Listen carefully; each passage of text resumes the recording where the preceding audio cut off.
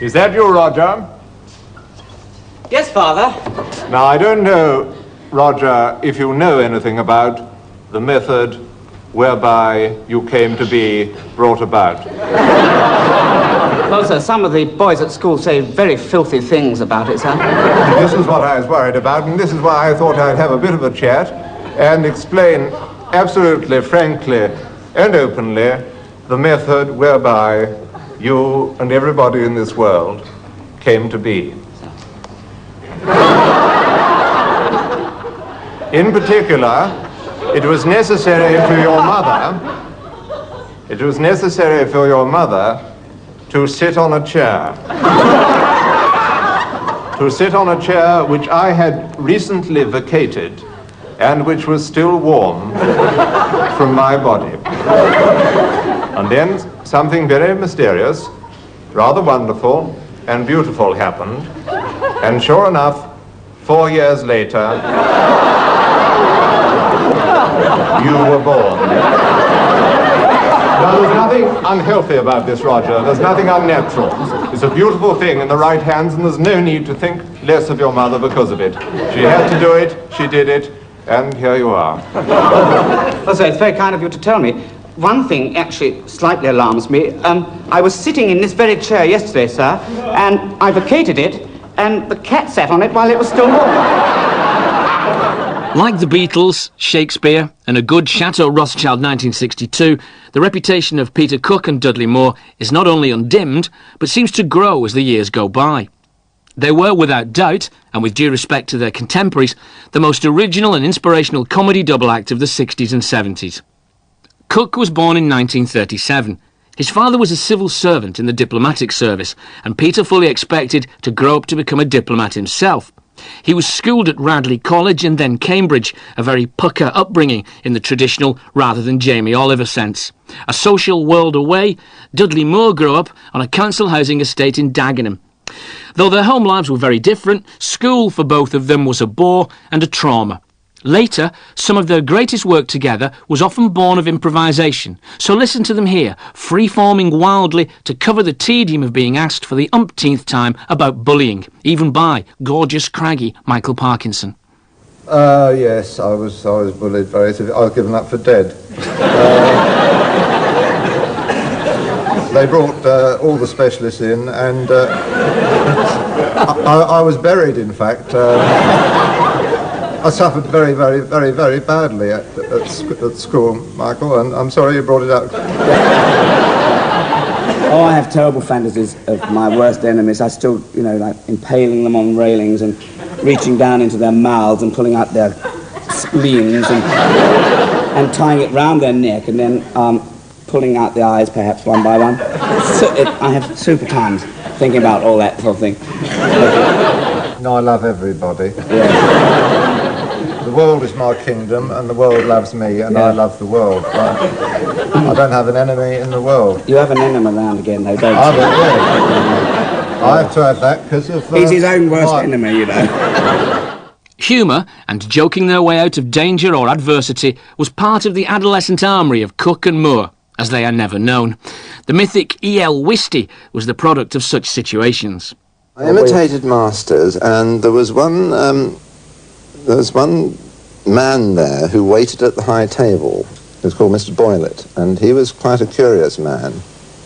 And he'd come up with odd sentences, and I think I'm quoting him right. He'd say, "I saw a very interesting stone today." And I'd say, "Oh yes, why do you say it?" He said, "Just down by the driveway, I saw it. And I thought I saw it move." So I said, "Oh yes." And he said, "It's probably worth something, that stone. If they move, they must be valuable." And I had long conversations with him about moving stones and twigs he'd seen which had hovered in a strange way and might be valuable. So I was going around Radley sort of doing Boylettisms a lot. Became the sort of voice caught on.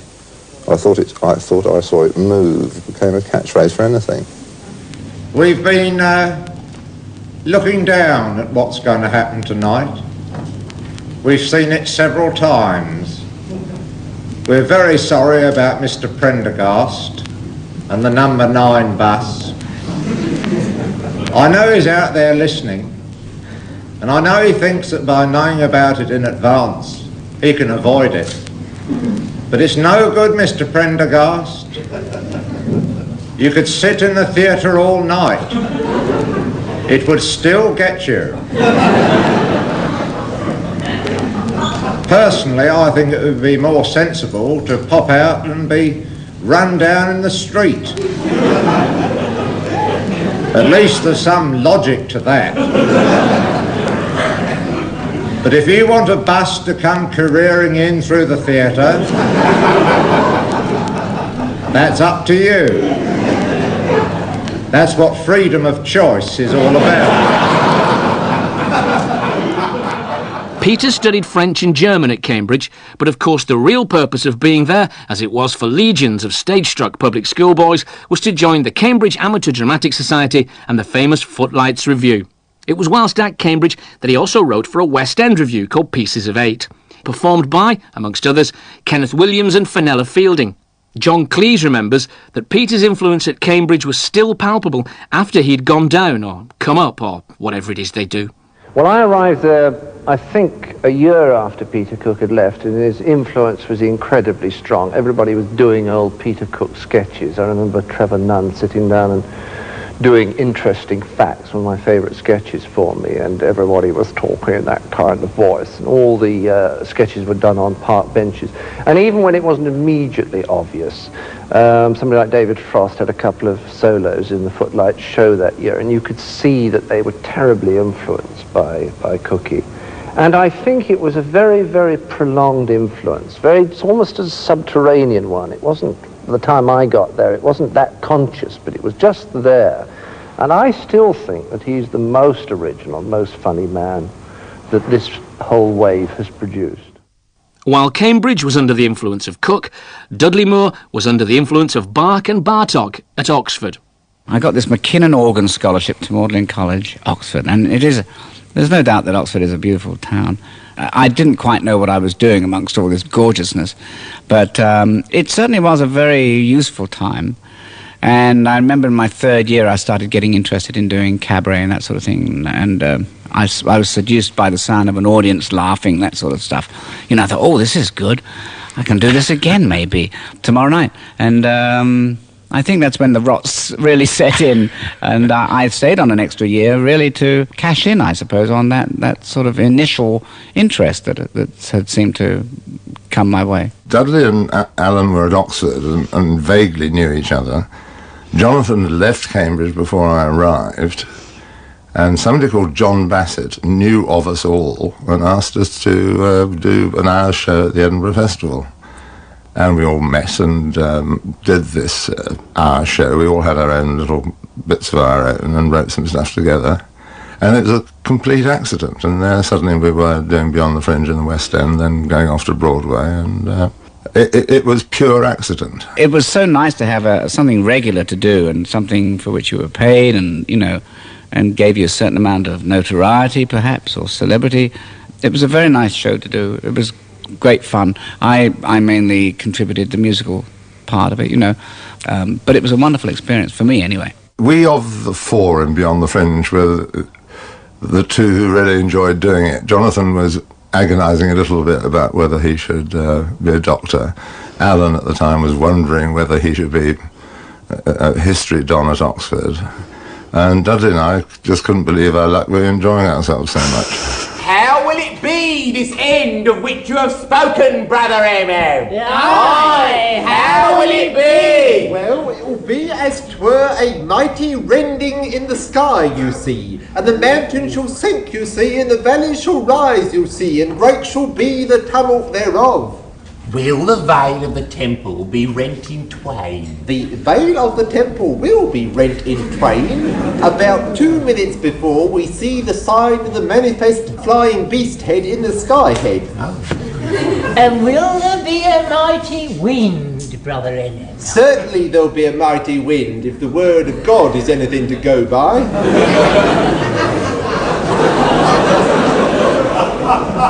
And will this wind be so mighty as to lay low the mountains of the earth? No, it will not be quite as mighty as that. That is why we've come up on the mountain, so you stupid nit, to be safe. I think that, to be fair, Peter Cook wrote a very large proportion of things. He certainly wrote some of the funniest and strangest jokes in it all. Polymath and all-round Renaissance man, Jonathan Miller. He was a sort of, I think, of the four of us, the most spectacular sort of comic genius, I think. There's something so odd and peculiar about his imagination. If you were sitting down at table with him, not with a view to writing a sketch or a scene or anything, he could go into routines which would keep you convulsed with laughter for something like 2 hours. In the end, it became exhausting because there was no way of competing with it or getting in on the act at all, or standing up to it. It was like a seizure. It overtook him. He very often spoke in one or other of his famous funny voices, either the E.L. Whisty type or very upper-class voices that he had, and he had a number of these voices which took control of him, and it was almost like what we call glossolalia, people speaking in tongues. And when he was in one of these, what I can only describe as comic spasms, there was no stopping him. He was unbelievably inventive in ways which I think none of us had ever seen or heard before. It was a type of comic imagination with no equivalent or parallel that I could imagine. Now, Mr. Spigot, you are auditioning, are you not, for the part of Tarzan? Right. Now, Mr. Spigot, I couldn't help noticing, almost at once, that you are a one-legged person. You noticed that? When you've been in the business as long as I have, Mr. Spigot, you get to notice these little things almost instinctively. Now, Mr. Spigot, you, a one-legged man, are applying for the role of Tarzan. Right. A role that traditionally involves the use of a two-legged actor. True. And yet you, a unidexter, are applying for the role. Definitely. A role for which 2 legs would seem to be the minimum requirement. In spite of this comic self-possession and an evident genius on stage, Cook, at this point, didn't believe that he'd continue as a performer. He saw himself as a writer. Your right leg, I like. I like your right leg. It's a lovely leg for the role. That's what I said when I saw it come in. I said, lovely leg for the role. Lovely leg for the role. I've got nothing against your right leg. The trouble is, neither of you. Cook's first success was as comic entrepreneur. In 1961, he realised a university dream with the setting up of the Establishment Club, a home for sophisticated comedy in the West End. Boasting a pre-opening membership of some 7,000 and being a private club and thus safe from the blue pencil remit of the Lord Chamberlain's office, it became a huge success. Such luminaries as John Bird, Frankie Howerd and Lenny Bruce performed there. Dudley was persuaded to play jazz in the basement, persuaded with some ease since it offered further opportunity to meet gorgeous young women. The meteoric growth of radio and television was having a profound effect on the nature of stage humour. No longer could you work for 7 years with the same show, as many a pratfalling vaudevillian was finding to his cost. Humour had to be more immediate, more up-to-date and more specifically targeted, as people were generally more aware. They called it satire, wrongly, according to John Cleese. Humour did not appear to me to be satirical. It seemed to me the areas that one ought to be operating in. Then what happened was that the press got hold of it and stamped it satire and said this is political and significant. And all the people in London, without a sense of humour, were able to accept it and take it as being very important because it had a social meaning. I think the combination of Beyond the Fringe and the Establishment had a substantial impact. I don't think that was the week would have ever happened without Beyond the Fringe and the Establishment. I suppose it wasn't a sort of deliberate thing on our part that we would open up things. It's just things opened up. I mean, the fact that satire was then fashionable made it more likely that that was the way it would be put on. Good though many things were in it, by its very nature could never be as outrageous again as stuff done at the establishment. Meanwhile, by sitting in a recently vacated warm chair perhaps, Beyond the Fringe and the Establishment Club begat, not only, but also, the first real pairing of Cook and Moore. After performing with Beyond the Fringe in New York, Pete and Dudley began to improvise together. Alan Bennett later recalled, they sparked each other off, and they knew it too, because even then they were talking about doing things together. A clearly combustible combination, it wasn't long before this double act really took off. Bill Cotton, former head of light entertainment at the BBC. Well, it nearly happened by mistake. We'd booked Dudley to do a special for BBC Two, and he immediately asked if he could have Peter Cook as a guest on the show. It ended up with Peter being in 95% of it, everything indeed except the piano playing. So we changed the title to not only Dudley Moore, but also Peter Cook. Not only, but also for short. The Pete and Dud sketches were really mind-blowing, especially when Pete got Dud to the point where he was helpless with laughter, and that was what he was always aiming to do. Actually, those two characters were our favourite characters, Pete and Dud, or Dud and Pete, whoever got top billing that week. And they started off as two characters in a pub. We just did this story where they were talking about the trouble they'd had with all these... Women, you know. The other night I come home from work, I was feeling very tuckered out, you know. Of course you were. Yeah, of course I was. Very tuckered out. And made myself a cup of hot chocolate, you know. Yeah, very nice. Very nice. And I'm going up the stairs. As I'm going up the stairs, I smell this funny smell. I thought, funny? Yeah. You know, maybe I left the gas on. So I went upstairs. Still with the chocolate. We're still with the hot chocolate. Yeah. I had such a tremendous time with Dudley, doing not only but also on the BBC, and really scarcely seemed to be a job, and everything was very loose and relaxed, and we could do whatever we wanted. We weren't particularly outrageous or anything, but I just loved doing it, and he was a perfect comedy partner for me, and vice versa, I think. Man has, in his infinite understanding, made a lot of wonderful things, wonderful inventions for ladies over the years. Oh, man! You know? Yeah. I mean, he's been prolific. Yeah. Well, who was it who invented the brassiere? Oh, the brassiere. A man. A man, right. A man, Dr. Otto Titzling. A well-known Viennese philosopher suddenly said, Eureka, the bra. Right. And there it was. There they were. And, of course, one must not forget the paper panty. Who could forget the paper panty? Who could forget the paper panty? Because in the old days when, you know, ladies used to have to scrub for hours their drawers over a hot stove, you know, soap and water and a hard brush, brushing their drawers for hours and hours. Hours and hours. Whereas now? Thanks to the paper panty. Yeah. All she has to do of an evening is go over them with a rubber. Pete and Dud, riffing like good uns from a 1986 series featuring Joan Rivers in her own chat show with Peter as co-host and showing how the old magic was never far from the surface. The magisterial Peter Cook, suave, elegant, phenomenally gifted, clearly seemed the senior partner of the duo. But as Jonathan Miller, their old accomplice, emphasises, Dudley Moore, the twinkling, genial foil, was essential to their success. Well, Dudley was very adept at assuming one of the characters who was ventriloquially managed by Peter. I mean, it somehow diminishes Dudley's contribution, and I don't mean to do that. I think that there are very, very few, if any, other people who could have worked in the way that Dudley did with Peter so successfully.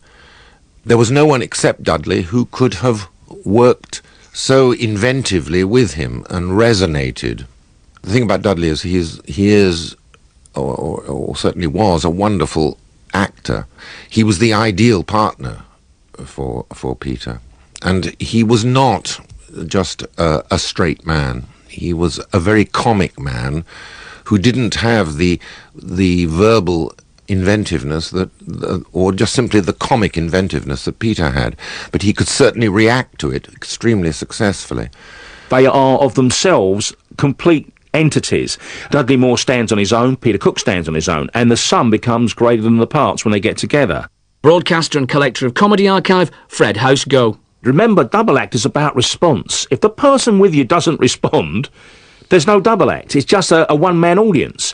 When you think of Pete and Dud when they're in the art gallery and he says, "Have you noticed how the eyes follow you round the room?" All the way through, Dudley Moore has to be there. He has to be patient. He has to wait for his little moment to come in. He then goes off on his own little sort of flight of fantasy, and what you have is the sum of the parts is the greater. It's a unique piece of comedy.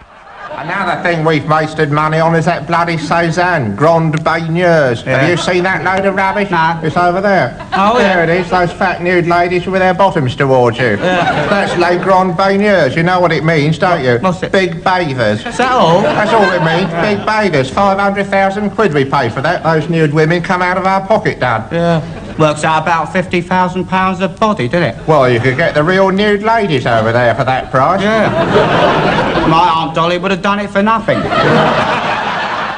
Pete and Dud were often risque and frequently bizarre, but there was little that would have had your granny spluttering into her Saturday night cocoa.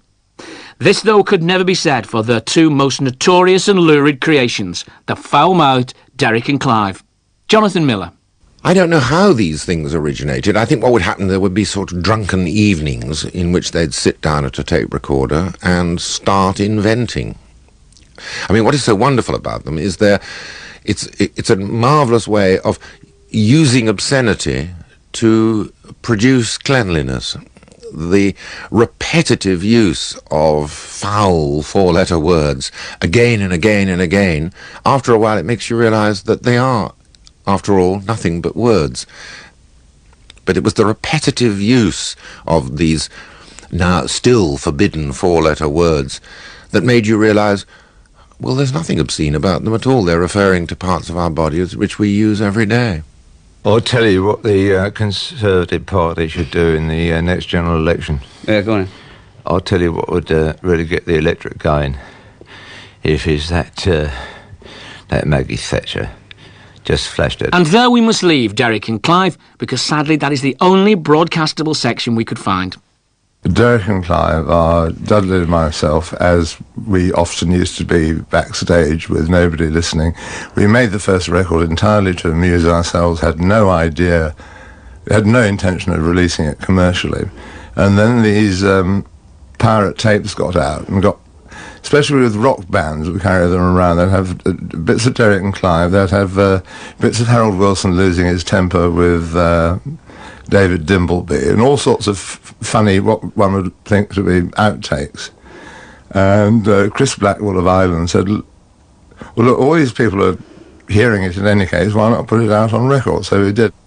Derek and Clive were born in boozy backstage repartee.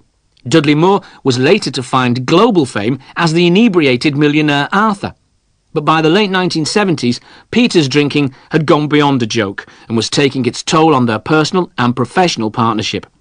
Here's the aforementioned David Dimbleby not angering Harold Wilson, but getting behind the mask of the funny man and the funny voices in a 1979 interview with Peter Cook that is one of his most revealing.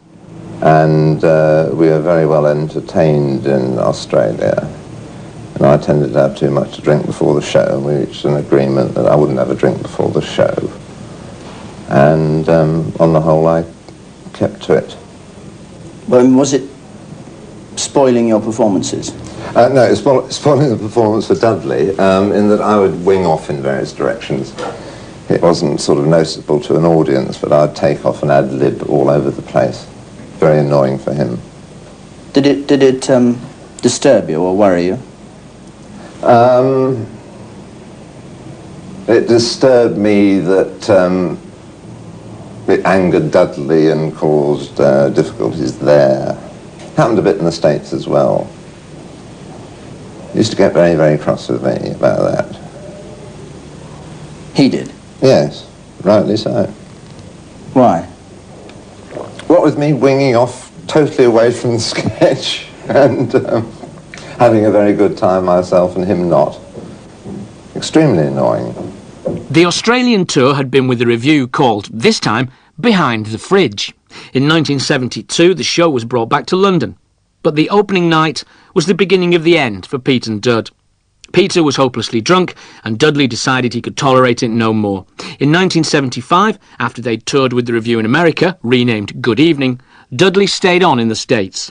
But gentleman that he is, Dudley Moore was too courteous to ever kiss and tell. I'm going to ask both of you this, independently.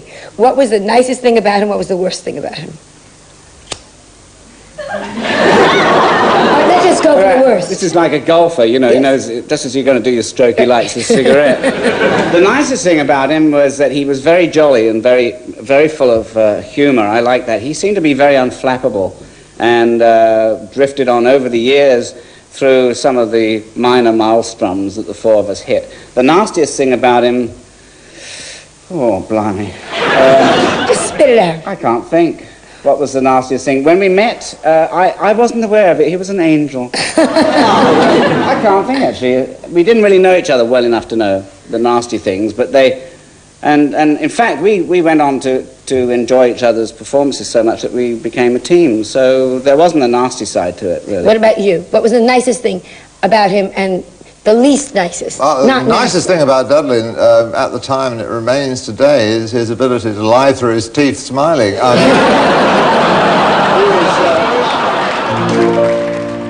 Now is the time to say goodbye, goodbye. Now is the time to yield a sigh. Yield it, yield it. Now is the time to wend our way until we meet again some sunny day. And so, it's goodbye to a double act of rare talent and idiosyncratic brilliance. Though they had effectively ceased working together several years earlier, the partnership was irrevocably broken on Peter Cook's sad and premature death in January 1995. But Pete and Dud, Derek and Clive, E.L. Whisty, Mr. Spigot and the rest are assured of their place among the greats of British comedy. Goodbye, goodbye, why not say it again? Goodbye, we must...